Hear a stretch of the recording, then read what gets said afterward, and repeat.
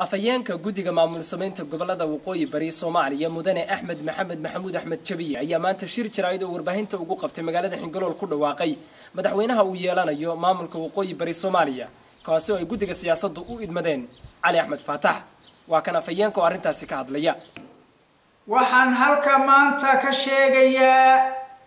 oo taariikhdu tahay 15 bishii shanaad 16 in guddiga siyaasadda gobolada waqooyi bari ay u doorteen madaxweyne Master Cali Axmed Faatax Master Cali Axmed Faatax anigoo wakiil ka ah guddiga siyaasadda ayaa lay idmaday in aan ku dhawaaqo beresantaha waxaa intaa raaca beresantuhu sida ku qoran charterka wuxuu soo dhisayaa si dhaqsale wasiiradiisa ayuu si dhaqsale u soo dhisi doonaa isagaa taymka sheegaya waxa kale oo uu iyana soo dhisi doonaa waqtigoo yar daraadii guddiga kala shaandhaynaysa baarlamaanka uga qaybgeli doona gobolada waqooyi bari Soomaaliya guddigii kala shaandhayn lahaydna si dhaqsale ayuu insha Allah u soo dhisayaa. intaasi waa fariintii guddiga siyaasadda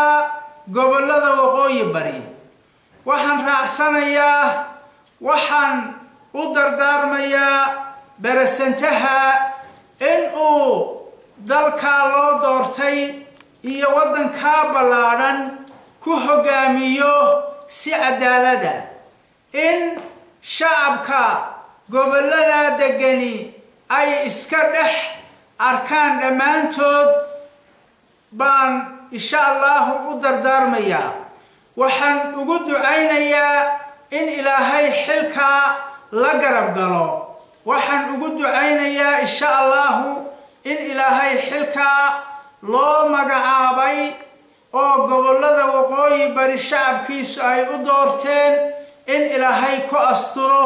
oo ugu gargaaro waxa xusid mudan xafladaha beresantuhu waxay ka dhacayaan 5 qaaradood oo adduunka way ka dhacayaan insha Allah taala oo waad arki doontaan xafladihiisa 5 qaaradood oo adduunka ayaa jaaliyadihii iyo dadkii doortayba uga diyaar yihiin marka hadalka kooban ayaa maanta